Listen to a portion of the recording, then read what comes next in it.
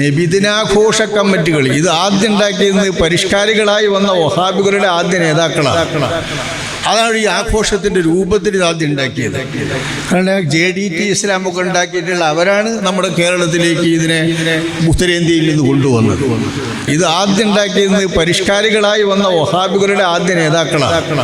കൊള്ളാം, നമ്മളെ ആലിമ്യങ്ങൾ കൊള്ളാം, നല്ലൊരു പരിപാടിയാണ് തന്നെ. അതൊരു ഭക്തിപൂർണ്ണമാക്കി നമ്മളെ ആലിമ്യങ്ങൾ നല്ല മൗലൂദ് ഉണ്ടാക്കി. ആ മൗലൂദും അതിനെ ഭക്തിയാദരപൂർവ്വം നിർവഹിച്ചു ഒരു ചടങ്ങും, അത് കഴിഞ്ഞിട്ട് സദഖ ഭക്ഷണം വിളമ്പുന്നൊരു പരിപാടി. അപ്പം നമ്മുടെ നാട്ടിലും കുറച്ച് കാലമായിരിക്കും വന്നിട്ട്. പക്ഷേ ആ കുറച്ച് കാലം വന്ന കാലത്ത് അത് എല്ലാവർക്കും ആവശ്യമായിരുന്നു. ആരും അതിനെ എതിർത്തിട്ടില്ല.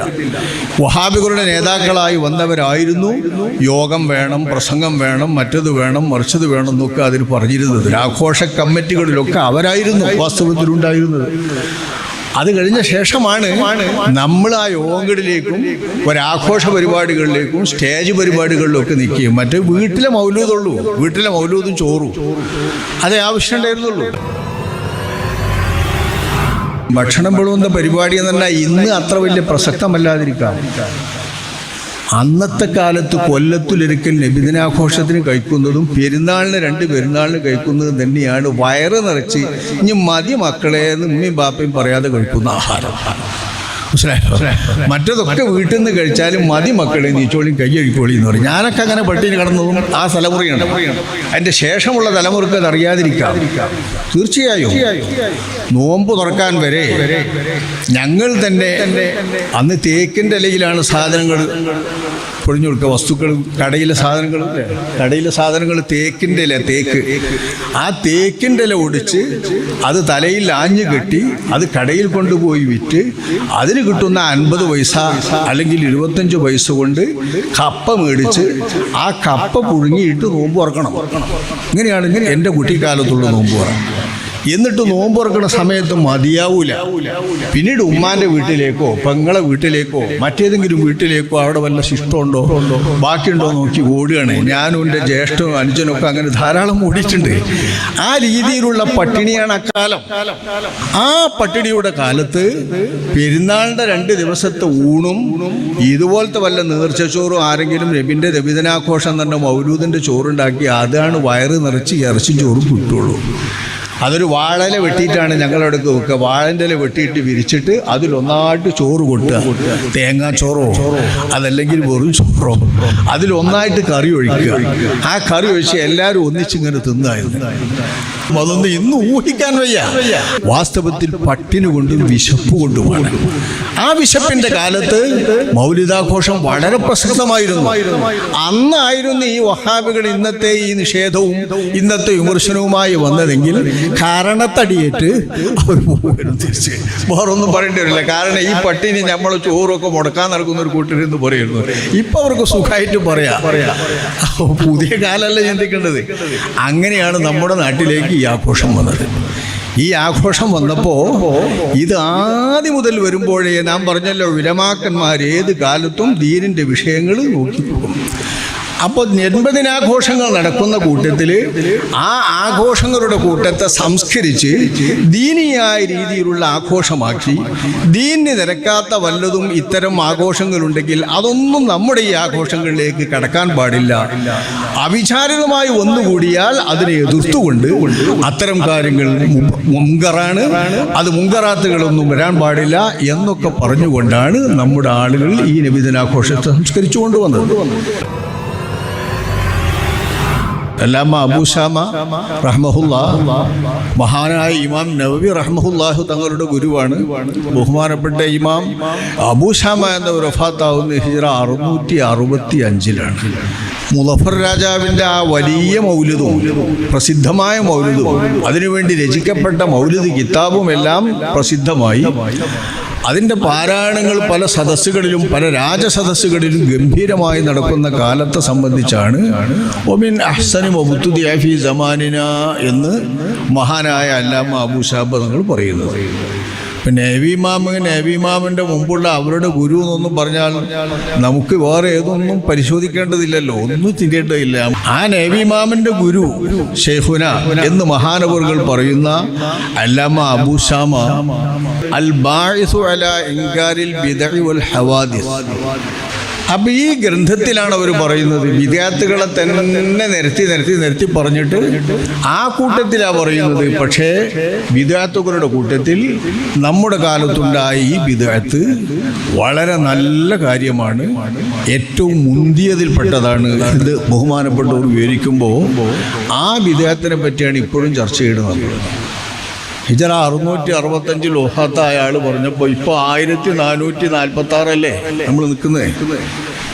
1446 ആകുമ്പോൾ 400 ഏതാണ്ട് ഒരു 800 കൊല്ലം, 700-ൽ പരം കൊല്ലങ്ങൾ പിന്നിട്ട ശേഷമാണ് നമ്മളിപ്പോഴും ഇന്നലെ മിനിഞ്ഞാന്നുണ്ടായ ഒരു ആചാരം പോലെ ഈ വിഷയത്തെ കൈകാര്യം ചെയ്യേണ്ടി വരുന്നത്. ദൗർഭാഗ്യകരമാണിത്.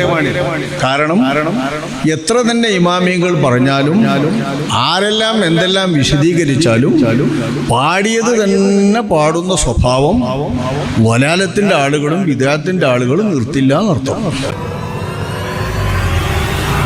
നമ്മളിപ്പോൾ ഒരു മൗലിദാഘോഷ പരിപാടിൻ്റെ ഒക്കെ ഇഷ്ക് റസൂൽ, ഇഷ്ക് നമ്മൾ പേര്.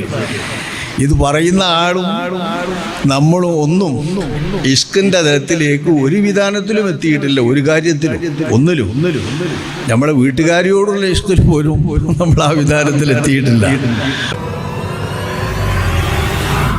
അങ്ങനെ പിന്നീട് രാജകീയ പ്രൗഢിയിൽ വന്നതാണ് സ്വാഹിബുൽ ഉർബുൽ, മുളഫർ രാജാവ് എന്ന് പറയുന്ന ആളെ പേര് തന്നെ കോക്ക്ബിരി എന്നാണല്ലോ. കോക്ക്ബിരി ആ പേരിനെ ആലോചിക്കും നിങ്ങൾ, അറബല്ലത് കോക്ക്ബിരി എന്ന്. പോ എന്നൊരു ശബ്ദം അറബിലില്ല.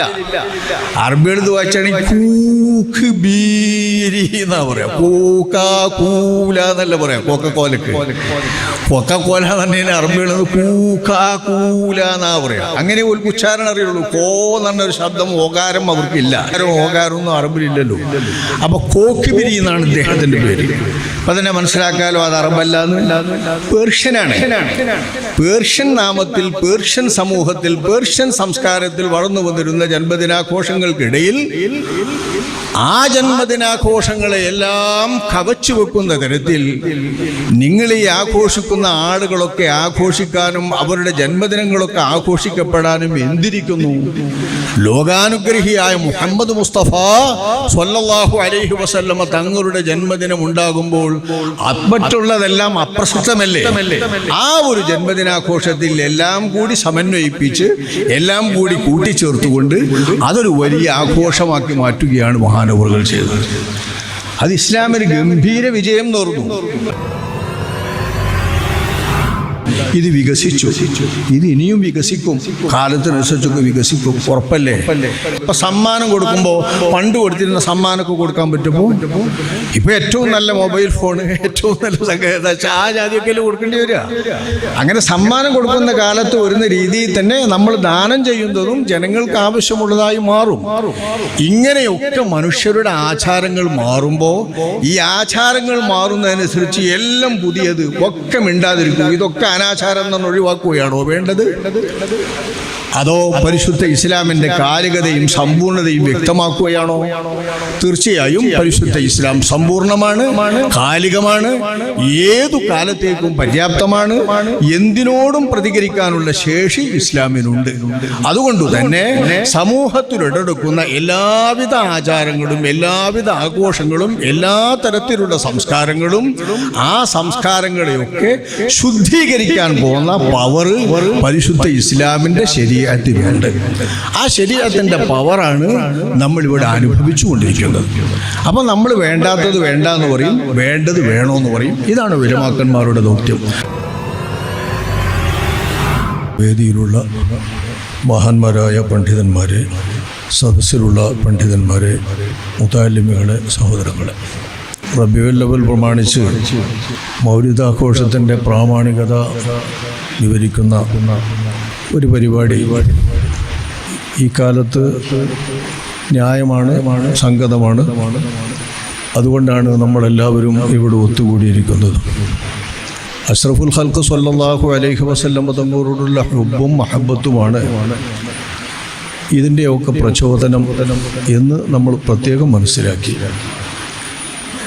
ഹുബ്ബ് എന്ന് പറയുന്നത് തന്നെ നമ്മളതിൻ്റെ തലങ്ങൾ അങ്ങനെ ഉപയോഗിച്ച് വരുമെങ്കിലും, സ്നേഹം എന്നൊക്കെ നമ്മളതിനെ പരിഭാഷപ്പെടുത്തുമെങ്കിലും, മാനസികമായി ഒരു വ്യക്തിയോടോ ഒരു വസ്തുവിനോടോ ഉണ്ടാകുന്ന അഭിനിവേശത്തിൻ്റെ തലങ്ങളിൽ വളരെ ഉയർന്നു നിൽക്കുന്ന സ്റ്റെപ്പാണ് ഹുബ്ബ്. അതിൻ്റെ മദ്ഹറുകൾ തലക്കം മുതൽ തുടങ്ങും. മൈലാൻ, ഒരാളിലേക്കുള്ള ഒരു മൈല്, ഒരാകർഷണം, ഒരു വസ്തുവിലേക്കുള്ള ഒരാകർഷണം, ഇതതിൻ്റെ പ്രഥമ മദ്ഹറാണ്. അത് കഴിഞ്ഞ് രണ്ടാമത്തെ മദ്ഹർ വല. ഇങ്ങനെ സ്റ്റെപ്പായി ഏഴാമത്തെ മദ്ഹറിലെത്തുമ്പോഴാണ് അത് ഹുബ്ബ് മഹബ്ബത്ത് എന്ന് പറയുന്നിടത്ത് എത്തുന്നത്. ഈ ഹുബ്ബ് എന്നറിയുന്ന ആ മഹബ്ബത്തിൻ്റെ ആ സ്ഥാനത്തെത്തുമ്പോൾ അതിൻ്റെ പ്രത്യേകത എന്താണെന്നാൽ കാരണങ്ങൾക്കതീതമായി, ന്യായങ്ങൾക്കതീതമായി സ്നേഹമാവുക എന്നതാണ്. അപ്പോൾ അഷ്റഫുൽ ഖൽഖ് സ്വല്ലല്ലാഹു അലൈഹി വസല്ലം തങ്ങളോടുള്ള ഹുബ്ബ് മഹബ്ബത്ത് എന്ന് നമുക്ക് ഹൃദയത്തിലുണ്ടാകണമെങ്കിൽ നബിയിൽ നിന്ന് എന്ത് കിട്ടി, നബി സല്ലല്ലാഹു അലൈഹി വസല്ലം തങ്ങളുമായി ബന്ധപ്പെട്ട് നമ്മൾ സ്നേഹിക്കേണ്ട കടപ്പാട് നമുക്ക് എന്തുണ്ട്, അതിന് നിദാനമാകുന്ന കാരണങ്ങൾ എന്താണ്, ഇതൊന്നും അന്വേഷിക്കേണ്ട. ഈ അന്വേഷണങ്ങൾക്കൊക്കെ അപ്പുറമുള്ള, എല്ലാ ഇടരുകളിൽ നിന്നും അപ്പുറമുള്ള, കാരണങ്ങൾക്കതീതമായി അവിടുത്തെ തിരുവ്യക്തിത്വത്തോട്, തിരുമേനി സ്വല്ലല്ലാഹു അലൈഹി വസല്ലം തങ്ങളോട് ഹൃദയം നിറഞ്ഞ് നിഷ്കപടമായി സ്നേഹമായി വരുമ്പോഴാണ് അതിനെ ഹുബ്ബ് എന്ന് പറയുക. അത് കടന്നാൽ പിന്നെ രണ്ട് മദ്ഹറുകൾ മാത്രമേ ഉള്ളൂ. ഒന്ന് വുദ്, മറ്റൊന്ന് ഇഷ്ക്. ഇഷ്ക് എന്ന് പറഞ്ഞാൽ ഈ സ്ഥലത്തിൽ നിന്നും അപ്പുറം വിടണല്ലോ. ഇഷ്ക് നമുക്കൊക്കെ അറിയാലോ. ഇഷ്ക് എന്ന് പറഞ്ഞാൽ സാധാരണ പ്രേമം മൂത്താലുണ്ടാവുന്ന ഒരവസ്ഥക്കാണ് നമ്മളെ പ്രയോഗത്തിൽ ഇഷ്ക് എന്ന് പറയുന്നത്. ഇഷ്കിലെത്തുമ്പോൾ ആരെയാണ് പ്രേമിക്കുന്നതെങ്കിൽ, ആരെയാണ് ഇഷ്ടം വെക്കുന്നതെങ്കിൽ ആ ആളെ കണ്ടാൽ പോലും അറിയാത്ത മനോഭാവം, വിഭ്രമം, ആ വിഭ്രമാവസ്ഥയാണ് ഇഷ്ക്. ഇതിൻ്റെ അപ്പുറത്ത് പോകുന്നില്ല, അന്തല്ലാത്ത അവസ്ഥയാണിത് അർത്ഥം. ഇഷ്ക് ആരോടാണെങ്കിലും ന്യായമായ കാരണങ്ങളുടെ അടിസ്ഥാനത്തിൽ മുഹറമായതൊന്നുമില്ല. ഒരു പെണ്ണിനോട് തോന്നുന്ന ഇഷ്കാണെങ്കിൽ പോലും അതിൻ്റെ പിന്നിൽ മുഹറമായ സംഗതികളൊന്നും ഉണ്ടായിട്ടില്ലെങ്കിൽ പെട്ടെന്ന് കണ്ടപ്പോൾ നമുക്ക് തോന്നിയതാണ് സ്നേഹം. ആ സ്നേഹം മൂത്ത് ഇഷ്കായി. അല്ലെങ്കിൽ കുടുംബബന്ധത്തിലുള്ള ഒരു പെണ്ണാണ്, പണ്ട് കാലത്തെ കണ്ടുവരുന്ന ഒരു പെണ്ണാണ്. അങ്ങനെ കണ്ടുവരുമ്പോൾ അതിനോട് അങ്ങനെ അതിൻ്റെ ഇഷ്ടം അതിൻ്റെ മനസ്സിലുണ്ടാവുമല്ലോ. ആ ഇഷ്ടം അങ്ങനെ മൂത്ത് ഇഷ്കായി. ഇത് ഇഷ്കിൻ്റെ വിധാനത്തിലെത്തിയാൽ, ആ ഇഷ്കിലായിട്ട് ആൾ മരിച്ചാൽ അയാൾ ഷഹീദിൻ്റെ കൂലിട്ട ആളാണ്. അത്ര വലിയ തെക്ലീഫില്ലാത്ത ഒരവസ്ഥയാണ് ഇഷ്ക്. നമ്മളിപ്പോൾ ഒരു മൗലിദാഘോഷ പരിപാടിൻ്റെ ഒക്കെ ഇഷ്ക് റസൂൽ, ഇഷ്ക് എന്നാണ് നമ്മൾ പേര്. ഇത് പറയുന്ന ആളും നമ്മളും ഒന്നും ഇഷ്കിൻ്റെ തരത്തിലേക്ക് ഒരു വിധാനത്തിലും എത്തിയിട്ടില്ല. ഒരു കാര്യത്തിലും ഒന്നിലും. നമ്മളെ വീട്ടുകാരിയോടുള്ള ഇഷ്കിൽ പോലും നമ്മൾ ആ വിധാനത്തിൽ എത്തിയിട്ടില്ല. അങ്ങനെ എത്തിയിട്ടുണ്ടെങ്കിൽ മജ്നൂനു ലൈല, ലൈലി മജ്നൂ, ലൈല മജ്നൂ എന്നാണ് നാട്ടുകാർ പറയുന്ന ഭാഷ. നമ്മൾ മൂല്യന്മാർ പറയേണ്ട ഭാഷ മജ്നൂനു ലൈല, ലൈലാൻ്റെ മജ്നൂന്. ലൈലാൻ്റെ മജ്നൂനിന് ഇഷ്കിൻ്റെ അവസ്ഥയിലേക്ക് എത്തിയപ്പോൾ ലൈല ഓരോരുത്തരിന്ന് വിളിച്ചു മജ്നൂനിനെ. ഖൈസ് ഇബ്നുൽ മലൂഹ് എന്നാണ് അയാളെ പേര്. മജ്നൂൻ അയാളെ ഈ ലെവലിൽ ഭ്രാന്ത് വന്നപ്പോൾ പറയുന്ന പേരാണ്.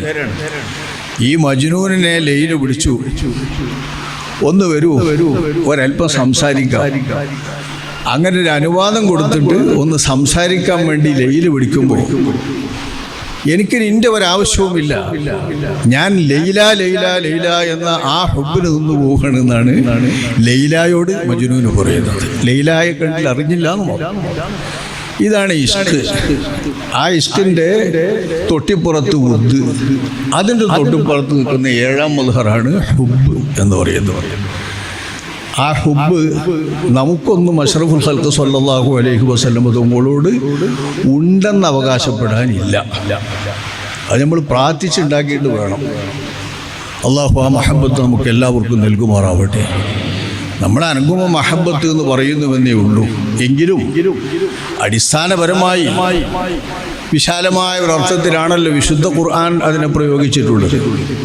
സൂഫിയന്മാർ ഉണ്ടാക്കി തീർക്കുന്ന ഈ ഇസ്തിലാഹുകളിലേക്കൊന്നും വിശുദ്ധ ഖുർആൻ വാസ്തവത്തിൽ നമ്മെ സംബന്ധിച്ചിടത്തോളം മനസ്സിലാകുന്ന രീതിയിൽ ഉപയോഗപ്പെടുത്തിയിട്ടില്ല. അള്ളയും റസൂലും അഹബ്ബാകണം എന്ന് അള്ളാഹു തആല പഠിപ്പിച്ചിട്ടുണ്ട്. അവിടെ ഈ ഇഷ്ക്, ഹുബ്, വലഹ്, വലഹ് ഇതൊന്നും പ്രത്യേകമായി വേർതിരിച്ചുകൊണ്ടുള്ള പ്രയോഗമല്ല. അതൊക്കെ പിന്നീട് ഉണ്ടാകുന്ന ഇസ്തിലാഹുകളാണ്. അപ്പോൾ നമ്മെ സംബന്ധിച്ചിടത്തോളം അള്ളാഹുവിൻ്റെ റസൂലുമായി ബന്ധപ്പെട്ടുണ്ടാകുന്ന ആ സ്നേഹത്തിൻ്റെ വികാരമാണ് ഇതിന് പ്രചോദനം. അത് വിചാരമായി വളർന്നവരാണ് വിശ്വാസികൾ. ആ വിചാരത്തിൻ്റെ അടിസ്ഥാനത്തിൽ ചെയ്യുന്ന കർമ്മങ്ങളാണ് ഇപ്പം നമ്മൾ ഈ കർമ്മങ്ങൾ. അങ്ങനെ ചിന്തിക്കുമ്പോൾ ഇന്നൊന്നിലുണ്ടായ ഒരു സംഭവത്തെ സ്പർശിക്കുന്നത് പോലെയാണ് പലപ്പോഴും വിമർശകന്മാർ ഈ കാര്യം കൈകാര്യം ചെയ്യുന്നത്. ഇന്നൊന്നലെയൊന്നും അല്ല. ഒമിൻ അഹ്സനി മബ്തുദിയ ഫീ സമാനിന എന്ന് പറയുന്ന ആള് ഹിജറ 665 വഫാത്തായവരാണ്. അല്ലാമ അബൂശാമ റഹ്മഹുല്ലാഹ്, മഹാനായ ഇമാം നവവി റഹ്മഹുല്ലാഹു തങ്ങളുടെ ഗുരുവാണ്. നബി ഇമാം അതിൻ്റെയും മുൻപ് വഫാത്തായിട്ടുണ്ടെന്ന് തോന്നുന്നുണ്ട്. ബഹുമാനപ്പെട്ട ഇമാം അബൂശാമ എന്നവർ വഫാത്താവുന്നത് ഹിജറ 665. അപ്പോൾ ഹിജറ 600കളിലാണ് ബഹുമാനപ്പെട്ട അദ്ദേഹത്തിൻ്റെ കാലത്ത് ഉണ്ടായി എന്ന് അദ്ദേഹം പറയുന്നത് ഹിജറ 600കളിലാണ്. 600ൻ്റെ തുടക്കത്തിൽ തന്നെ ഉണ്ടായിട്ടുമുണ്ട്. മുളഫർ രാജാവിൻ്റെ ആ വലിയ മൗലിദും പ്രസിദ്ധമായ മൗലിദും അതിനുവേണ്ടി രചിക്കപ്പെട്ട മൗലിദ് കിതാബും എല്ലാം പ്രസിദ്ധമായി. അതിൻ്റെ പാരായണങ്ങൾ പല സദസ്സുകളിലും പല രാജസദസ്സുകളിലും ഗംഭീരമായി നടക്കുന്ന കാലത്തെ സംബന്ധിച്ചാണ് ഒമിൻ അഹ്സനി മബ്തുദിയ ഫീ സമാനിന എന്ന് മഹാനായ അല്ലാമ അബൂശാബ തങ്ങൾ പറയുന്നത്.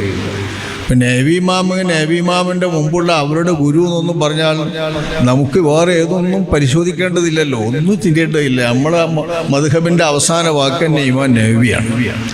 ഇമാം നബവിയുടെ ഗ്രന്ഥങ്ങൾ പല ഭിന്നമായ രൂപത്തിൽ വന്നപ്പോഴാണ് മുതാഖിരീങ്ങളായ ഇമാമുകളെ നമുക്ക് ആവശ്യമായി വരുന്നത്. ഇബ്നു ഹജർ തങ്ങൾ, റംലിയൊക്കെ ആവശ്യമായി വരുന്നത്. നബി ഇമാമിൻ്റെ കിതാബുകളിൽ വ്യത്യാസങ്ങൾ വരികയും പല കിതാബുകളിൽ പലതും കാണുമ്പോൾ ഏതിനെ വിലപ്പെടുത്തണമെന്ന് കാണുന്നിടത്തും വിശദീകരിക്കുന്നിടത്തുമാണ് ഇബ്നു ഹജർ തങ്ങളും റംലിയൊക്കെ ആവശ്യമായി വരുന്നത്. അല്ലെങ്കിൽ നമ്മുടെ മദ്ഹബിൻ്റെ മുഹരിർ മഹാനായ ഇമാമുന നബവി തങ്ങളാണ്. ആ നബി ഇമാമിൻ്റെ ഗുരു ഷെയ്ഖുന എന്ന് മഹാനവറുകൾ പറയുന്ന അല്ലാമ അബൂശാമ അവരുടെ കാലത്തുണ്ടായ, എന്തിനാ പറയുന്നത്, അൽ ബാഇസു അലാ ഇൻകാരിൽ ബിദ്അ വൽ ഹവാദിസ്, ബിദ്അത്തുകളെ ഇൻകാർ ചെയ്യുന്നതിനായി മാത്രം, അതിൻ്റെ പ്രേരകമായി മാത്രം ആ നാമം വെച്ചുകൊണ്ടുണ്ടാക്കുന്ന ഒരു ഗ്രന്ഥത്തിൽ പറഞ്ഞതനുസരിച്ചാണ് ബിദ്അത്തുകളും ചീത്തയായ കാര്യങ്ങളും എല്ലാം പിൽക്കാലത്ത് വന്ന ഇമാമിങ്ങളെല്ലാവരും വിവരിച്ചത്. എത്രത്തോളം എന്നാൽ നമ്മളെ ഫത്ഹുൽ മുഈനിലൊക്കെ കാണുന്ന സ്വലാത്തുർ റഗായിബ് തുടങ്ങി ഏതെല്ലാം നിസ്കാരവും ഇബാദത്തുമായി ബന്ധപ്പെട്ട ബിദ്അത്തുകൾ ഉണ്ടോ, അതുപോലെ ഏതെല്ലാം ആചാരപരമായിട്ട് ദീനിയായിട്ട് ഉണ്ടാക്കപ്പെട്ട ദുരാചാരങ്ങളുണ്ടോ, ആ ദുരാചാരങ്ങളെയൊക്കെയും പിൽക്കാലത്ത് ഇമാം നബവി മുതൽക്കുള്ള ഇമാമിങ്ങളൊക്കെയും അതിൽ അവലംബമാക്കുന്നത് ബഹുമാനപ്പെട്ട അല്ലാമ അബൂശാമ തങ്ങൾ അവർകളെയും അവരുടെ അൽ ബാഇസ് എന്ന ഈ ഗ്രന്ഥത്തെയുമാണ്. അപ്പം ഈ ഗ്രന്ഥത്തിലാണ് അവർ പറയുന്നത് ബിദ്അത്തുകളെ തന്നെ നിരത്തി പറഞ്ഞിട്ട് ആ കൂട്ടത്തിലാണ് പറയുന്നത്. പക്ഷേ ബിദ്അത്തുകളുടെ കൂട്ടത്തിൽ നമ്മുടെ കാലത്തുണ്ടായ ഈ ബിദ്അത്ത് വളരെ നല്ല കാര്യമാണ്, ഏറ്റവും മുന്തിയതിൽപ്പെട്ടതാണ്. ഇത് ബഹുമാനപ്പെട്ടവർ വിവരിക്കുമ്പോൾ ആ ബിദ്അത്തിനെ പറ്റിയാണ് ഇപ്പോഴും ചർച്ച ചെയ്യുന്നത്. ഹിജറ 665 വഫാത്തായ ആൾ പറഞ്ഞപ്പോൾ ഇപ്പോൾ 1446 അല്ലേ നമ്മൾ നിൽക്കുന്നത്. 1446 ആകുമ്പോൾ 400 ഏതാണ്ട് ഒരു 800 കൊല്ലം, 700-ൽ പരം കൊല്ലങ്ങൾ പിന്നിട്ട ശേഷമാണ് നമ്മളിപ്പോഴും ഇന്നലെ മിനിഞ്ഞാന്നുണ്ടായ ഒരു ആചാരം പോലെ ഈ വിഷയത്തെ കൈകാര്യം ചെയ്യേണ്ടി വരുന്നത്. ദൗർഭാഗ്യകരമാണിത്. കാരണം എത്ര തന്നെ ഇമാമിയങ്ങൾ പറഞ്ഞാലും ആരെല്ലാം എന്തെല്ലാം വിശദീകരിച്ചാലും പാടിയത് തന്നെ പാടുന്ന സ്വഭാവം വലാലത്തിൻ്റെ ആളുകളും വിദാത്തിൻ്റെ ആളുകളും നിർത്തില്ല എന്നർത്ഥം. അപ്പം വിദാത്തിൻ്റെ ഘോഷങ്ങൾ അങ്ങനെ നടന്നുകൊണ്ടിരിക്കും. അത് എല്ലാ കാലത്തും നടക്കും, ഖിയാമത്ത് നാൾ വരെയും നടക്കും. അപ്പോഴൊക്കെയും അന്നന്ന് ജീവിച്ചിരിക്കുന്ന ഉലമാക്കന്മാർ ആ ബിദഅത്തിനെതിരിൽ പ്രതിരോധിക്കുകയും ആ ബിദഅത്തെ തടയുകയും അതിനെ ഖണ്ഡിക്കുകയും ഒക്കെ ചെയ്യേണ്ടി വരും. അപ്പോൾ ബിദഅത്തുകാർ പഴയത് പാടിയത് തന്നെ വീണ്ടും പറയാം. അപ്പം നമ്മൾ പറഞ്ഞത് തന്നെ വീണ്ടും പറയേണ്ടി വരികയാണ്. ഇങ്ങനെയാണ് വാസ്തവത്തിൽ ഈ വിഷയത്തെ കാണുന്നത്. പരിശുദ്ധ ഇസ്ലാമിനെ സംബന്ധിച്ചിടത്തോളം വളരെ ഇസ്ലാമിന് എല്ലായിടത്തും വേരോട്ടം ലഭിക്കുന്നതിന് പോലും നിമിത്തമായ ഏറ്റവും മഹത്തായ ഒരു പ്രത്യേകത, പരിശുദ്ധ ഇസ്ലാം അള്ളാഹുവിൻ്റെ നിയമമാണല്ലോ, അള്ളാഹുവിൻ്റെ ദീനാണല്ലോ. അള്ളാഹുവിൻ്റെ ദീൻ അള്ളാഹുവിൻ്റെ അടിയാറുകളെയെല്ലാം മനസ്സിലാക്കിക്കൊണ്ട് അള്ളാഹുവിൻ്റെ അടിയാറുകളെയെല്ലാം കാലേക്കൂട്ടി അറിഞ്ഞുകൊണ്ട് അവർക്ക് വേണ്ടി അള്ളാഹു സുബ്ഹാനഹു വ തആല നിയമമാക്കിയിട്ടുള്ളതാണ് പരിശുദ്ധ ദീൻ. അതുകൊണ്ട് തന്നെ ഖിയാമത്ത് നാൾ വരെയുള്ള മാനവകുലത്തിന്, ജിന്നുകൾക്കുമുണ്ട് അതിൻ്റെ നിയമം എങ്ങനെയാണെന്ന് നമുക്കറിയില്ല. മനുഷ്യർക്കുള്ള നിയമങ്ങളാണ് നമ്മൾ ചർച്ച ചെയ്തതും നമ്മൾ പഠിച്ചതും നമ്മുടെ കിതാബുകൾ കൈകാര്യം ചെയ്തതും ഒക്കെ. ആ പരിശുദ്ധ ദീൻ അഷ്റഫുൽ ഖൽഖ് സ്വല്ലല്ലാഹു അലൈഹി വസല്ലമ തങ്ങൾ നൽകിയത് എക്കാലത്തും നിലനിൽക്കാനുള്ള ആർജവത്തോടെയും അതിനുള്ള പാകതയോടെയുമാണ്. എക്കാലത്തും ദീൻ നിലനിൽക്കണമെന്ന കാര്യത്തിൽ മുസ്ലിം വിശ്വാസികൾ, ഇസ്ലാമിക വിശ്വാസമുള്ള മുസ്ലിമീങ്ങളിൽ ആർക്കും അഭിപ്രായ വ്യത്യാസമില്ലല്ലോ. എല്ലാ വിഭാഗവും അംഗീകരിക്കുന്നതാണ്. കാലികമാണ് ഇസ്ലാം, സാർവകാലികമാണ് ഇസ്ലാം, സമ്പൂർണമാണ് ഇസ്ലാം. എല്ലാ കാലത്തേക്കും ഇസ്ലാമിൻ്റെ നിയമങ്ങൾ അങ്ങനെ തന്നെ നിലനിൽക്കും, പുതുമയോടെ തന്നെ നിലനിൽക്കും എന്നൊക്കെ പരിശുദ്ധ ഇസ്ലാമിനെ കുറിച്ച് എല്ലാവരും വാഴ്ത്തുന്നതും എല്ലാവരും വിശേഷിപ്പിക്കുന്നതുമാണ്. വിദേഹത്തിൻ്റെ പാർട്ടികളായിരിക്കാം ഒരുപക്ഷെ ആ വിശേഷണത്തിൻ്റെ സുന്ദര പദങ്ങളൊക്കെ, പുതിയ പുതിയ പദങ്ങളൊക്കെ അവതരിപ്പിച്ചവർ. കാരണം നമ്മളെ മൂല്യന്മാർക്ക് അങ്ങനെയൊന്നും പറയാൻ കിട്ടുമല്ലോ. സാർവകാലികവും സാർവജനീനൊന്നും പറയാൻ പഴയ മൂല്യന്മാർക്ക് കിട്ടൂല. അതൊരു പക്ഷേ വിദേഹത്തിൻ്റെ ആളുകളായിരിക്കാം മലയാളം കൊണ്ടുവന്നത്. മലയാളമൊക്കെ അല്ലാതെ തന്നെ ഉള്ളതാ, വിദേഹത്തിൻ്റെ ആളുകളൊന്നുമല്ല. കുട്ടികൃഷ്ണമാരാറും മറ്റും മുറിച്ചു വെച്ചാണ് മലയാളത്തിൻ്റെ പണ്ഡിതന്മാർ. അത് മൂല്യന്മാരോ അല്ലെങ്കിൽ ഏതെങ്കിലും വിദേഹത്ത് സംഘങ്ങളായ മുസ്ലിമുകളൊന്നുമല്ല. അത്തരം പദങ്ങൾ ആദ്യം പ്രയോഗിച്ചവരവരായിരിക്കാമെങ്കിൽ പോലും വസ്തുത ശരിയാണല്ലോ. സമ്പൂർണമായി നിലനിൽക്കുന്ന സാർവകാലികമായ ഈ ദീൻ എല്ലാ കാലത്തേക്കും എല്ലാ സമൂഹത്തിലേക്കും എല്ലാ സംസ്കാരങ്ങളിലേക്കും കടന്നു ചെല്ലാൻ പര്യാപ്തമായ നിലയിലാണ് അല്ലാഹു സുബ്ഹാനഹു വ തആല അവതരിപ്പിച്ചത്. അള്ളാഹുവും റസൂലും ഒരു കാര്യവും ഒഴിച്ചിട്ട് പോയിട്ടില്ല. സമ്പൂർണമായി നബിയും അല്ലാഹു സുബ്ഹാനഹു വ തആലാന്റെ കലാമും നമ്മുടെ മുമ്പിൽ അവതരിപ്പിച്ചിട്ടുണ്ട്.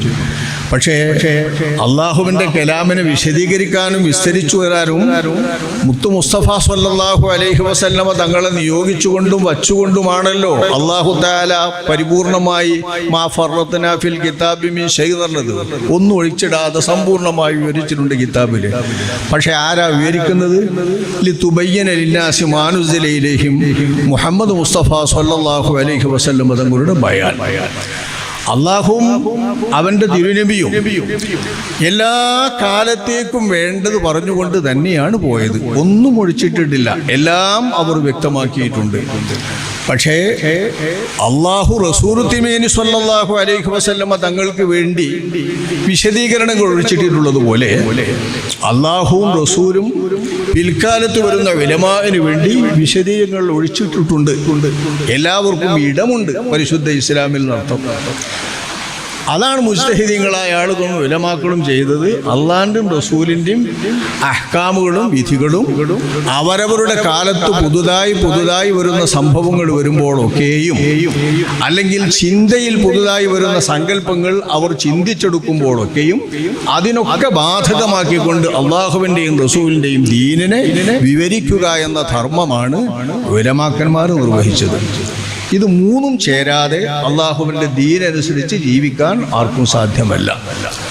അതുകൊണ്ടാണ് അത്തിഉല്ലാഹ വഅത്തിഉർ റസൂല വഉലിൽ അംരി മിൻകും എന്ന് അല്ലാഹു സുബ്ഹാനഹു വ തആല പറയുന്നത്. അത്തിഉല്ലാഹ രണ്ട് നല്ല ശൈലിയിൽ തന്നെ അള്ളാഹു പറയുന്നു. അത്തിഉല്ലാഹ അള്ളാഹുവിൻ്റെ കിതാബിന് വഴിപ്പെടണം, അള്ളാഹുവിന് വഴിപ്പെടണം. അതായത് റസൂൽ തിരുമേനി സ്വല്ലല്ലാഹു അലൈഹി വസല്ലം തങ്ങൾക്ക് വഴിപ്പെടണം. ഇത് തഫ്സീർ ചെയ്യുന്ന രീതിയിലാണ് അള്ളാഹു പറയുന്നത് അത്തിഉല്ലാഹ, അതായത് റസൂൽ. ഇതല്ലാതെ അള്ളാഹുവിനെ നമുക്ക് കിട്ടൂലല്ലോ. അള്ളാഹുവിൻ്റെ കലാം കിട്ടാൻ റസൂലുള്ളാഹി സ്വല്ലല്ലാഹു അലൈഹി വസല്ലം തങ്ങൾ വേണം. അള്ളാഹുവിൻ്റെ വഹി നമുക്ക് ലഭിക്കാൻ അള്ളാഹുവിൻ്റെ തിരുമേനി വേണം. അപ്പോൾ തിരുമേനി സ്വല്ലല്ലാഹു അലൈഹി വസല്ലം തങ്ങളെ അനുസരിക്കൽ തന്നെയാണ് അള്ളാഹുവിനെ അനുസരിക്കൽ. അപ്പോൾ അത്തിഉല്ലാഹ എന്ന് പറഞ്ഞ അതേ ഭാഷയിൽ വഅത്തിഉർ റസൂല, അതായത് അള്ളാഹുവിൻ്റെ റസൂലിനെ അനുസരിക്കണം. വമൻ യുതിഇർ റസൂല ഫഖദ് അത്വഅ അല്ലാഹ്, അള്ളാഹുവിൻ്റെ റസൂലിനെ വഴിപ്പെട്ടാൽ, അള്ളാഹുവിൻ്റെ റസൂലിനെ അനുസരിച്ചാൽ അള്ളാഹുവിന് വഴിപ്പെടലായി. അപ്പോൾ അള്ളാഹുവിൻ്റെ റസൂലിനെ വഴിപ്പെടലാണ് അള്ളാഹുവിന് വഴിപ്പെടൽ. റസൂൽ തിരുമേനിയോടൊപ്പം അത്തിഉല്ലാഹ എന്നതിന് തഫ്സീർ ചെയ്യുമ്പോൾ അള്ളാഹു ചേർക്കുകയാണ് വഉലിൽ അംരി മിൻകും, റസൂലിനോടൊപ്പം വഉലിൽ അംരി മിൻകും, നിങ്ങളിൽ നിന്നുള്ള ഉലമാക്കന്മാർക്കും വഴിപ്പെടണം. അപ്പം നബി തിരുമേനിയും ഉലമാക്കളുമാണ് അള്ളാഹുവിന് വഴിപ്പെടാൻ വേണ്ട നിയമങ്ങൾ നമുക്ക് നൽകുന്നത്. ഉലമാക്കൾ എന്നുണ്ടോ ആ എന്നുള്ള ഉലമാക്കളും ഉമ്മത്ത് വഴിപ്പെടാൻ വിധേയപ്പെട്ടവരാണ്. ഉലമാ എന്ന് പറഞ്ഞാൽ ജ്ഞാനികളായ അറിവുള്ളവരായ ഉലമാ ആണെങ്കിൽ അതാണ് ഉലുൽ അംർ കൊണ്ട് ഉദ്ദേശമെങ്കിൽ, അവാമുന്നാസ് സാധാരണക്കാരായ അവാമുൽ ഉമ്മത്ത് എപ്പോഴും ഉലമാക്കളെ അനുസരിച്ചുകൊണ്ടിരിക്കണം. റസൂൽ തിരുമേനി സ്വല്ലല്ലാഹു അലൈഹി വസല്ലം തങ്ങളും ഉലമാക്കളുമാണ് അല്ലാഹു തആലാനെ അനുസരിക്കുന്നതിനുള്ള നമുക്ക് കാണിച്ചു നൽകപ്പെട്ട, നമുക്ക് ആഹ്വാനം നൽകപ്പെട്ടിട്ടുള്ള മാതൃകകൾ അല്ലാഹുവിൻ്റെ റസൂലും ഉലമാക്കളും. അപ്പോൾ ഉലമാക്കളുടെ വിശദീകരണം തന്നെയാണ് അള്ളാന്റെ വിശദീകരണം. റസൂൽ തിരുമേനി സ്വല്ലല്ലാഹു അലൈഹി വസല്ലം തങ്ങളുടെ വിശദീകരണമാണ് അല്ലാഹു തആലാന്റെ ബയാൻ. അള്ളാഹുവിനെ ബയാൻ ചെയ്തുകൊണ്ട് തിരുമേനിയും അള്ളാഹുവിനെയും തിരുമേനിയെയും കാലികമായി ബയാൻ ചെയ്തുകൊണ്ട് ഉലമാക്കളുമാണ് ഈ ദീനിനെ കാലികമായി നിലനിർത്തുക. യൗവനം വിടാതെ നിലനിർത്തുക. മുഫ്തിമാർ എന്ന് പറഞ്ഞൊരു കൂട്ടരുണ്ടല്ലോ ഇവിടെ, മുഫ്തിമാർ ദീനിനെ ഫത്തയാക്കുന്നവർ എന്നാണല്ലോ ആയിട്ട്, ദീനിനെ ഫത്തയാക്കുന്നവർ, യൗവനം ദീനിന് നൽകുന്നവർ. മുഫ്തി ഫത്തയാക്കുക എന്നുള്ള മുഫ്തി എന്ന വാക്കിൻ്റെ അർത്ഥം. അപ്പം ദീനിനെ ഫത്തയാക്കി കൊണ്ടുവരുന്നവർ ഉലമാക്കന്മാരാണ്, മുഫ്തിമാരാണ്. അപ്പോൾ കാര്യങ്ങളും പ്രശ്നങ്ങളും സംഭവങ്ങളും ഒക്കെ ഉടലെടുത്തുകൊണ്ടേയിരിക്കും, പരിഷ്കാരങ്ങൾ കൂടിക്കൊണ്ടേയിരിക്കും, ആചാരങ്ങൾ വർദ്ധിച്ചുകൊണ്ടേയിരിക്കും. നിലനിന്ന് വരുന്ന മനുഷ്യ സമൂഹം എവിടെ സമൂഹമായി ജീവിക്കുന്നുണ്ടോ അവിടെ ആചാരങ്ങളും സംസ്കാരങ്ങളും വളരും. നമ്മൾ മാത്രമൊന്നുമല്ല, അമുസ്ലിമീങ്ങൾ മാത്രം നിൽക്കുന്ന പ്രദേശത്ത് അവർക്കിടയിലായിട്ടൊരു സംസ്കാരം വളരൂലേ? തീർച്ചയായും വളരും. ദീനിൻ്റെ വിളംബരങ്ങളും വിളിയാളങ്ങളൊന്നും ചെന്നെത്താത്ത ഇടമാണ് എന്ന് വെച്ചോളും. ചെന്നെത്താന്ന് പറഞ്ഞാൽ ദൈവത്തെത്താത്താൻ്റെ ഭാഷയിലല്ല ഞാൻ സംസാരിക്കുന്നത്. കാര്യമായി അതിൻ്റെ വിശദീകരണങ്ങളും നടക്കാത്ത ഒരു പ്രദേശമാണെന്ന് വെച്ചോളൂ. ആ പ്രദേശത്ത് മാനവ സമൂഹം ജീവിച്ചാൽ മാനവ സംസ്കാരം അവിടെ ഉണ്ടാവും. ഇത്തരം സംസ്കാരങ്ങൾ രൂപപ്പെടുന്നിടത്തൊക്കെയും അള്ളാഹുവിൻ്റെ ദീനിന് ഇടമുണ്ട്, ദീനിന് പ്രവേശനമുണ്ട്. യൂറോപ്പിലും ഇസ്ലാമിന് പ്രവേശനമുണ്ട്, പടിഞ്ഞാറും കിഴക്കും ഇസ്ലാമിന് പ്രവേശനമുണ്ട്, അഷ്ടദിക്കുകളിലും ഇസ്ലാമിന് പ്രവേശനമുണ്ട്. അഷ്ടദിക്കുകളിലും വ്യത്യസ്ത സംസ്കാരമാണല്ലോ സമൂഹങ്ങൾക്കിടയിലുള്ളത്. ഇന്നും എന്നും ഇപ്പോൾ മുസ്ലിമീങ്ങളൊക്കെ ആയി അമേരിക്കക്കാരെന്ന് വെച്ചാലും അമേരിക്കൻ്റെ ഒരു സംസ്കാരമുണ്ടല്ലോ, ആ സംസ്കാരം അവരുടെ സംസ്കാരമാണ്. ഇതുകൊണ്ടാണ് പരിശുദ്ധ ഇസ്ലാം ഈ സംസ്കാരങ്ങളെയൊക്കെ സംസ്കരിക്കുക എന്നതാണ് പരിശുദ്ധ ഇസ്ലാമിൻ്റെ ദൗത്യം. ഇതുകൊണ്ടാണ് നബി സല്ലല്ലാഹു അലൈഹി വസല്ലമ തങ്ങളെക്കുറിച്ച് പറയുമ്പോൾ വയുസക്കീഹിം, സംസ്കരിക്കുക എന്ന വാക്കിന് പ്രത്യേകം കൂട്ടിച്ചേർക്കുന്നത്. നിലവിലിരിക്കുന്ന സംസ്കാരങ്ങളെ, ഇസ്ലാം കടന്നു ചെല്ലുന്ന സമയത്തുണ്ടാകുന്ന സംസ്കാരങ്ങളെ, ഇസ്ലാം നിലനിൽക്കുമ്പോൾ മനുഷ്യ സമൂഹത്തിൻ്റെ ഇരുട്ടുകളും അന്ധകാരങ്ങളും എല്ലാം കൂടിച്ചേരുമ്പോൾ ഉണ്ടാകുന്ന സ്വാർത്ഥതകളും ചൂഷണങ്ങളും എല്ലാവിധ മനസ്ഥിതികളും ഉണ്ടായി ചേരുമ്പോൾ ഉണ്ടാകുന്ന സംസ്കാരങ്ങളെ ശുദ്ധീകരിക്കുക, സംസ്കരിക്കുക എന്നതാണ് പരിശുദ്ധ ഇസ്ലാമിൻ്റെ ദൗത്യം. ആ സംസ്കരണമാണ് ഇസ്ലാം എക്കാലത്തും നിർവഹിച്ചിട്ടുള്ളത്. ഇത് തന്നെയാണ് മൗലിദാഘോഷത്തിൻ്റെയും സംഭവം. അതായത് ജന്മദിനാഘോഷങ്ങളും ഓരോ വ്യക്തിയുടെ ജന്മദിനാഘോഷങ്ങളും അതുപോലത്തുള്ള ആഘോഷങ്ങളുമൊക്കെ നാടിൻ്റെ സംസ്കാരം അനുസരിച്ച് പുതുതായി വന്ന കാലത്ത്, നബി സല്ലല്ലാഹു അലൈഹി വസല്ലം തങ്ങളുടെ കാലത്ത് അറബികൾക്ക് ആ സ്വഭാവമില്ല. മക്കയിലെ ഖുറൈശികൾക്ക് മൊത്തം തന്നെ ഇല്ല. ആ ജാഹിലിയത്തിൽ ആ ഒരു സംഭവമില്ല. ഒരു വ്യക്തിയുടെ ജന്മം ആഘോഷിക്കുക എന്നൊരു പരിപാടി ജാഹിലിയത്തിലില്ല. ജാഹിലിയത്തിൽ അതില്ലാതെ വന്നപ്പോൾ ഇസ്ലാമിൻ്റെ അകത്തും കൂടുമല്ലോ ഈ ജാഹിലിയത്ത്. തബറുജൽ ജാഹിലിയത്തിൽ ഊല എന്ന് പറഞ്ഞത് റസൂലുള്ളാഹിന്റെ ഉമ്മഹാത്തുൽ മുഅ്മിനീങ്ങളാണല്ലോ വിശുദ്ധ ഖുർആൻ. അപ്പോൾ മുസ്ലിമീങ്ങൾ ജീവിച്ചു വരുമ്പോഴും വളരും അതിനകത്ത് ജാഹിലിയത്ത്. ആ ജാഹിലിയത്ത് ഇസ്ലാമിനകത്തും മുസ്ലിം സമൂഹത്തിനകത്തും വളരുമ്പോൾ ആ ജാഹിലിയത്തിനെയും സംസ്കരിക്കേണ്ടി വരും. അങ്ങനെ സംസ്കരണത്തിന്റെ അടിസ്ഥാനത്തിൽ വന്ന ജന്മദിനാഘോഷങ്ങൾ മുറക്ക് നടന്നുകൊണ്ടിരുന്ന ഒരു കാലം, അതാണ് ഇസ്ലാമിലേക്ക് കടന്നു വന്ന അബ്റാനി ഭാഷയിൽ സംസ്കരിച്ചിരുന്ന അതിൻ്റെ സംസ്കാരങ്ങൾ നിലനിന്നിരുന്ന മേഖലയിൽ ഉടലെടുത്തിട്ടുള്ളതാണ് അത്തരം സംസ്കാരങ്ങൾ. 2024 എന്നപ്പോൾ പറയുന്നത് ക്രിസ്തുവിൻ്റെ ജന്മം ശരിയോ തെറ്റോ എന്ന് പറ കണക്ക് ഏതോലാവട്ടെ, ക്രിസ്തുവിൻ്റെ ജന്മത്തെ കണക്കാക്കിയാണ് നമ്മൾ ക്രിസ്തുമസ് എന്ന് പറയുന്നത്. അപ്പോൾ ക്രിസ്തുവിൻ്റെ ജനനത്തെ ആധാരമാക്കിക്കൊണ്ട് കാലം നിർണയിച്ചു വരുന്ന ഒരു സമൂഹത്തിൻ്റെ അകത്തേക്കും ആ സമൂഹത്തിനിടയിലേക്കും ഇസ്ലാം കടന്നു ചെന്നപ്പോൾ അവരുടെ ഭരണങ്ങളിൽ നിന്ന് മാറി മാറി മാറി പല ഭരണകൂടങ്ങളിലൂടെ കടന്നു വന്നപ്പോൾ ഇർബുൽ എന്ന് പറയുന്നത് അത്തരം ഒരു പ്രദേശമാണല്ലോ.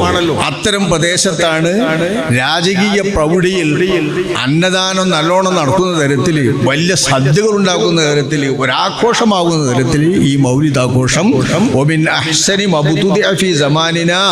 എന്ന് മഹാനായ അല്ലാമ അബൂ ശാമ തങ്ങൾ അവർ പറയുന്ന രീതിയിൽ വന്നത്.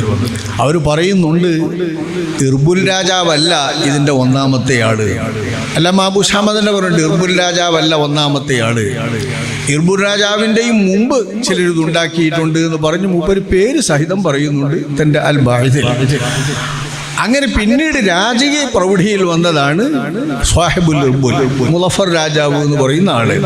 ആളെ പേര് തന്നെ കോക്ക്ബിരി എന്നാണല്ലോ. കോക്ക്ബിരി ആ പേരിനെ ആലോചിക്കും നിങ്ങൾ, അറബല്ലത് കോക്ക്ബിരി എന്ന്. കോ എന്നൊരു ശബ്ദം അറബിലില്ല. അറബിയെടുത്ത് വായിച്ചാണെങ്കിൽ കൂഖ്ബീരി എന്നാ പറയാ.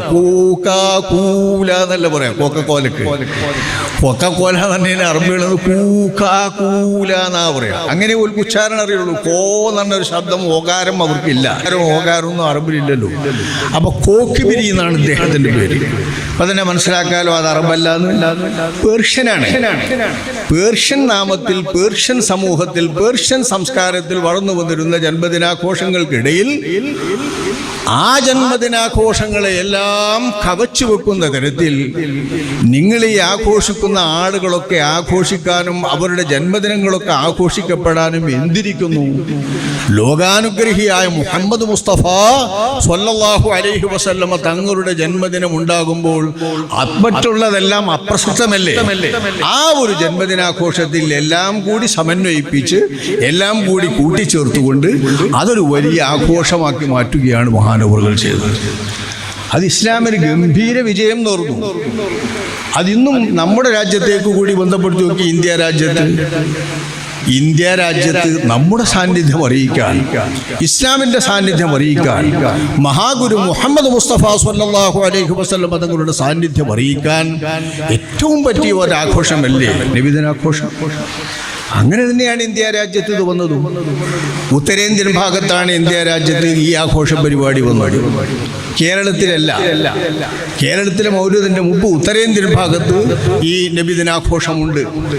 ആ ആഘോഷത്തിൻ്റെ രീതിയിലേക്ക് വരുന്നത് ഉത്തരേന്ത്യൻ ഭാഗത്ത് നിന്ന് നമ്മുടെ ഭാഗത്തേക്ക് പ്രത്യേകം അതിനായി സംഘങ്ങളെയൊക്കെ അയച്ച് സംഘങ്ങളൊക്കെ ഉണ്ടാക്കി നബിദിനാഘോഷ കമ്മിറ്റികൾ. ഇത് ആദ്യം ഉണ്ടാക്കിയത് പരിഷ്കാരികളായി വന്ന വഹാബികളുടെ ആദ്യ നേതാക്കളാണ്.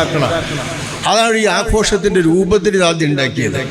കാരണം JDT ഇസ്ലാമൊക്കെ ഉണ്ടാക്കിയിട്ടുള്ള അവരാണ് നമ്മുടെ കേരളത്തിലേക്ക് ഇതിനെ ഉത്തരേന്ത്യയിൽ നിന്ന് കൊണ്ടുവന്നത്. കൊള്ളാം, നമ്മളെ ആലിമ്യങ്ങൾ കൊള്ളാം, നല്ലൊരു പരിപാടിയാണ് തന്നെ. അപ്പം അതൊരു ഭക്തിപൂർണ്ണമാക്കി നമ്മളെ ആലിമ്യങ്ങൾ നല്ല മൗലൂദ് ഉണ്ടാക്കി. ആ മൗലൂദും അതിനെ ഭക്തിയാദരപൂർവ്വം നിർവഹിച്ചു ഒരു ചടങ്ങും, അത് കഴിഞ്ഞിട്ട് സദഖ ഭക്ഷണം വിളമ്പുന്നൊരു പരിപാടിയും. ഭക്ഷണം വിളമ്പുന്ന പരിപാടി എന്ന് പറഞ്ഞാൽ ഇന്ന് അത്ര വലിയ പ്രസക്തമല്ലാതിരിക്കാം. അന്നത്തെ കാലത്ത് കൊല്ലത്തിലൊരിക്കൽ നബിദിനാഘോഷത്തിന് കഴിക്കുന്നതും പെരുന്നാളിന് 2 പെരുന്നാളിന് കഴിക്കുന്നതും തന്നെയാണ് വയറ് നിറച്ച് ഇനി മതി മക്കളെ എന്ന് ഉമ്മയും ബാപ്പയും പറയാതെ കഴിക്കുന്ന ആഹാരം. മറ്റതൊക്കെ വീട്ടിൽ നിന്ന് കഴിച്ചാലും മതി മക്കളെ നീച്ചോളിയും കൈയഴിക്കോളി എന്ന് പറയും. ഞാനൊക്കെ അങ്ങനെ പട്ടിണി കിടന്നതും ആ തലമുറയാണ്. അതിൻ്റെ ശേഷമുള്ള തലമുറക്ക് അത് അറിയാതിരിക്കാം.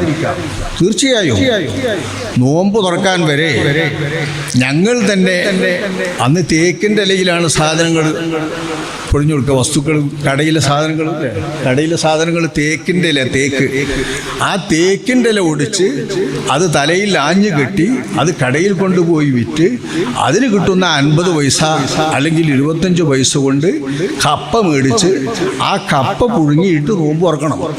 ഇങ്ങനെയാണ് എൻ്റെ കുട്ടിക്കാലത്തുള്ള നോമ്പ് തുറ. എന്നിട്ട് നോമ്പ് തുറക്കുന്ന സമയത്ത് മതിയാവൂല. പിന്നീട് ഉമ്മാൻ്റെ വീട്ടിലേക്കോ പെങ്ങളെ വീട്ടിലേക്കോ മറ്റേതെങ്കിലും വീട്ടിലേക്കോ അവിടെ വല്ല ശിഷ്ടമുണ്ടോ ബാക്കിയുണ്ടോ നോക്കി ഓടുകയാണ്. ഞാനും എൻ്റെ ജ്യേഷ്ഠനും അനുജനൊക്കെ അങ്ങനെ ധാരാളം ഓടിയിട്ടുണ്ട്. ആ രീതിയിലുള്ള പട്ടിണിയാണ് അക്കാലം.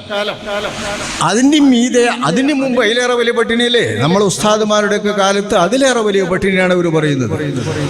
ആഹാരം കഴിക്കാൻ നിവൃത്തിയില്ലാതെ കിതാബ് ഓതുന്ന കാലത്ത് വിഷമിച്ചിട്ടുള്ള വിഷമങ്ങൾ നമ്മളെ ഉസ്താദുമാരോ പറയുന്നത് കേട്ടാൽ നമ്മളൊന്നും അനുഭവിച്ചിട്ടില്ല. അപ്പം നമുക്ക് അതിശയം തോന്നും. ആ പട്ടിണിയുടെ കാലത്ത് പെരുന്നാളിൻ്റെ 2 ദിവസത്തെ ഊണും ഇതുപോലത്തെ വല്ല നേർച്ചച്ചോറും ആരെങ്കിലും നബിൻ്റെ നബിദിനാഘോഷം തന്നെ മൗലൂദിൻ്റെ ചോറുണ്ടാക്കി അതാണ് വയറ് നിറച്ച് ഇറച്ചിയും ചോറും കിട്ടുള്ളൂ. അതൊരു വാഴയില വെട്ടിയിട്ടാണ് ഞങ്ങളവിടേക്ക് വെക്കുക. വാഴൻ്റെ ഇല വെട്ടിയിട്ട് വിരിച്ചിട്ട് അതിലൊന്നായിട്ട് ചോറ് കൊട്ടുക. തേങ്ങാച്ചോറോ അതല്ലെങ്കിൽ വെറും ചോറോ അതിലൊന്നായിട്ട് കറി ഒഴിക്കുക. ആ കറി ഒഴിച്ച് എല്ലാവരും ഒന്നിച്ചിങ്ങനെ തിന്നായിരുന്നു. അതിൽ ചൊറിയുള്ളവരുണ്ടാവും, വെള്ളപ്പാണ്ടുള്ളവരുണ്ടാവും, എല്ലാം ഉള്ളവരുണ്ടാവും. അതൊന്നും ഇന്ന് ഊഹിക്കാൻ വയ്യ. അങ്ങനെയാണെങ്കിൽ പോലും ഇതൊക്കെ വാരി വലിച്ചു വിഴുങ്ങുന്നത് വാസ്തവത്തിൽ പട്ടിണി കൊണ്ടും വിശപ്പ് കൊണ്ടുമാണ്. ആ വിശപ്പിന്റെ കാലത്ത് മൗലിദാഘോഷം വളരെ പ്രസക്തമായിരുന്നു. അന്നായിരുന്നു ഈ വഹാബികൾ ഇന്നത്തെ ഈ നിഷേധവും ഇന്നത്തെ വിമർശനവുമായി വന്നതെങ്കിൽ കാരണത്തടിയേറ്റ് അവർ പോകുന്നു. തിരിച്ച് വേറൊന്നും പറയേണ്ടി വരില്ല. കാരണം ഈ പട്ടിണി നമ്മൾ ചോറൊക്കെ മുടക്കാൻ നടക്കുന്ന ഒരു കൂട്ടരെന്ന് പറയുന്നു. ഇപ്പൊ അവർക്ക് സുഖമായിട്ട് പറയാം. പുതിയ കാലമല്ല ചിന്തിക്കേണ്ടത്. അങ്ങനെയാണ് നമ്മുടെ നാട്ടിലേക്ക് ഈ ആഘോഷം വന്നത്. ഈ ആഘോഷം വന്നപ്പോൾ ഇത് ആദ്യം മുതൽ വരുമ്പോഴേ നാം പറഞ്ഞല്ലോ, ഉലമാക്കന്മാർ ഏത് കാലത്തും ദീനിൻ്റെ വിഷയങ്ങൾ നോക്കിപ്പോകും. അപ്പോൾ ജന്മദിനാഘോഷങ്ങൾ നടക്കുന്ന കൂട്ടത്തിൽ ആ ആഘോഷങ്ങളുടെ കൂട്ടത്തെ സംസ്കരിച്ച് ദീനിയായ രീതിയിലുള്ള ആഘോഷമാക്കി ദീനിന് നിരക്കാത്ത വല്ലതും ഇത്തരം ആഘോഷങ്ങളുണ്ടെങ്കിൽ അതൊന്നും നമ്മുടെ ഈ ആഘോഷങ്ങളിലേക്ക് കടക്കാൻ പാടില്ല. അവിചാരിതമായി ഒന്നുകൂടിയാൽ അതിനെ എതിർത്തുകൊണ്ട് അത്തരം കാര്യങ്ങൾ മുങ്കറാണ്, അത് മുങ്കറാത്തുകളൊന്നും വരാൻ പാടില്ല എന്നൊക്കെ പറഞ്ഞുകൊണ്ടാണ് നമ്മുടെ ആളുകൾ ഈ നബിദിനാഘോഷത്തെ സംസ്കരിച്ചു കൊണ്ടുവന്നത്. അപ്പം നമ്മുടെ നാട്ടിലും കുറച്ച് കാലമായിരിക്കും വന്നിട്ട്. പക്ഷേ ആ കുറച്ച് കാലം വന്ന കാലത്ത് അതെല്ലാവർക്കും ആവശ്യമായിരുന്നു. ആരും അതിനെ എതിർത്തിട്ടില്ല. വഹാബികളുടെ നേതാക്കളായി വന്നവരായിരുന്നു യോഗം വേണം, പ്രസംഗം വേണം, മറ്റത് വേണം, മറിച്ചത് വേണം എന്നൊക്കെ അതിന് പറഞ്ഞിരുന്നത്. ആഘോഷ കമ്മിറ്റികളിലൊക്കെ അവരായിരുന്നു വാസ്തവത്തിലുണ്ടായിരുന്നത്. അത് കഴിഞ്ഞ ശേഷമാണ് നമ്മൾ ആ യോഗങ്ങളിലേക്കും ഒരാഘോഷ പരിപാടികളിലേക്കും സ്റ്റേജ് പരിപാടികളിലും ഒക്കെ നിൽക്കുകയും മറ്റേ വീട്ടിലെ മൗലൂദുള്ളൂ, വീട്ടിലെ മൗലൂദും ചോറും അതേ ആവശ്യം ഉണ്ടായിരുന്നുള്ളൂ. ഭക്തിയാദരപൂർവ്വം നടക്കുന്നൊരു പരിപാടി, എന്നിട്ട് ചോറ് അത്യാവശ്യപ്പെട്ടതോ അനിവാര്യമായതോ ഒരു സംഗതി, ഇത്ര മാത്രമേ ഉണ്ടായിരുന്നുള്ളൂ. ഇത് വികസിച്ചു, ഇത് ഇനിയും വികസിക്കും, കാലത്തിനനുസരിച്ചൊക്കെ വികസിക്കും, ഉറപ്പല്ലേ? ഈ ചോറിനൊന്നും ഒരു പ്രസക്തിയില്ല. അവിടെ വരുമ്പോൾ വേറെ ചിലതാണ് കിട്ടേണ്ടതെന്ന് വരൂലേ ഇനി കുറച്ച് കഴിഞ്ഞാൽ? ആ വേറെ ചിലത് കിട്ടേണ്ട കാലത്ത് വരുമ്പോൾ അതാവും പണം മാത്രം കൊടുക്കേണ്ടത് വരാം, നാടിന് ആവശ്യമുള്ളത് വരാം. അപ്പം സമ്മാനം കൊടുക്കുമ്പോൾ പണ്ട് കൊടുത്തിരുന്ന സമ്മാനമൊക്കെ കൊടുക്കാൻ പറ്റുമ്പോൾ ഇപ്പോൾ ഏറ്റവും നല്ല മൊബൈൽ ഫോൺ, ഏറ്റവും നല്ല ആ ജാതിയൊക്കെ കൊടുക്കേണ്ടി വരിക. അങ്ങനെ സമ്മാനം കൊടുക്കുന്ന കാലത്ത് വരുന്ന രീതിയിൽ തന്നെ നമ്മൾ ദാനം ചെയ്യുന്നതും ജനങ്ങൾക്ക് ആവശ്യമുള്ളതായി മാറും. ഇങ്ങനെയൊക്കെ മനുഷ്യരുടെ ആചാരങ്ങൾ മാറുമ്പോൾ ഈ ആചാരങ്ങൾ മാറുന്നതനുസരിച്ച് എല്ലാം പുതിയത് ഒക്കെ മിണ്ടാതിരിക്കും. ഇതൊക്കെ അനാചാരം എന്ന് ഒഴിവാക്കുകയാണോ വേണ്ടത്? അതോ പരിശുദ്ധ ഇസ്ലാമിൻ്റെ കാലികതയും സമ്പൂർണതയും വ്യക്തമാക്കുകയാണോ? തീർച്ചയായും പരിശുദ്ധ ഇസ്ലാം സമ്പൂർണമാണ്, കാലികമാണ്, ഏതു കാലത്തേക്കും പര്യാപ്തമാണ്, എന്തിനോടും പ്രതികരിക്കാനുള്ള ശേഷി ഇസ്ലാമിനുണ്ട്.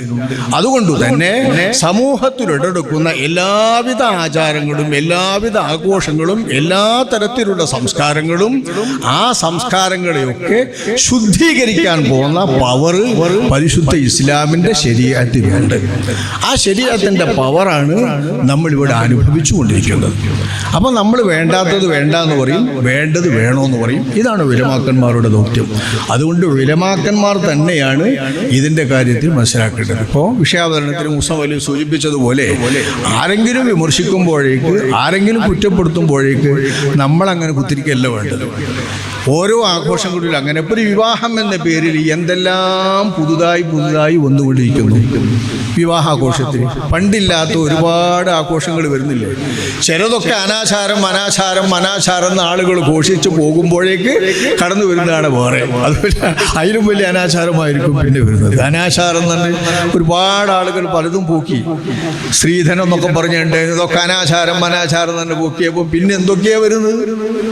എന്തെല്ലാം വിവാഹാഘോഷവുമായി ബന്ധപ്പെട്ട് വരുന്നത്? മുസ്ലിമീങ്ങൾ മാത്രം ഭക്തിയോടുകൂടെ ജീവിക്കുന്ന വടക്കൻ മലബാറിൽ, അതും കാസർഗോഡ് ഭാഗത്താണ് കൂടുതൽ വരിക ഇത്തരം കാര്യങ്ങളൊക്കെ. ഇങ്ങനെയൊക്കെ വരുന്ന സമയത്ത് അങ്ങനെയൊക്കെ വരുന്നതിന് എന്താണ് ഇസ്ലാമിൻ്റെ വിധി? മുങ്കറാണെങ്കിൽ മുങ്കർ, നടത്തേണ്ടതാണെങ്കിൽ നടത്തേണ്ടത്, പുണ്യകർമ്മമാണെങ്കിൽ പുണ്യകർമ്മം, വിരോധിക്കപ്പെട്ട നിഷിദ്ധമാണെങ്കിൽ നിഷിദ്ധം. അപ്പോൾ ഈ വസ്തുതകളെ വിഷയം അവതരിപ്പിച്ച് നല്ലപോലെ മനസ്സിലാക്കി വിലയിരുത്തി തദടിസ്ഥാനത്തിൽ വരുന്ന സംശയങ്ങൾ തീർക്കുക എന്ന പരിപാടിയിലേക്ക് നീങ്ങുക. അല്ലാഹു സുബ്ഹാനഹു വ തആല ഇസ്ലാമിൻ്റെ ശരിയായ സ്വഭാവവും ഇസ്ലാം എന്ന് പറയുന്നതിൻ്റെ ആശയവും അതെങ്ങനെയാണ് ലോകത്ത് നിലയുറപ്പിക്കുന്നത്, എങ്ങനെയാണ് അതിൻ്റെ സാന്നിധ്യം അറിയിക്കുന്നത്, എങ്ങനെയാണ് അത് ജനജീവിതത്തെ സംസ്കരിക്കുന്നത്, ജനങ്ങളുടെ മൊത്തം ജീവിതത്തിൽ അതെങ്ങനെയാണ് ഇടപെടുന്നത്, ഈ കാര്യങ്ങളൊക്കെ മനസ്സിലാക്കാനുള്ള ശേഷിയും അതിനൊക്കെ പറ്റുന്ന ബുദ്ധിയും അറിവും അള്ളാഹു നമുക്ക് എല്ലാവർക്കും നൽകി സഹായിക്കുമാറാവട്ടെ. പുതുതായി വരുന്ന വിഷയങ്ങളെയൊക്കെ പുതുതായി തന്നെ മനസ്സിലാക്കിക്കൊണ്ട് അവയെ ശരിക്കും വിസ്തരിച്ച് മനസ്സിലാക്കിക്കൊണ്ട് അതനുസരിച്ച് അതിൻ്റെ രീതിയിൽ അതിനോട് പ്രതികരിക്കാനും ഇടപെടാനുമുള്ള തൗഫീഖ് അള്ളാഹു നമുക്ക് നൽകുമാറാവട്ടെ. അൽഹംദുലില്ലാഹി റബ്ബിൽ ആലമീൻ.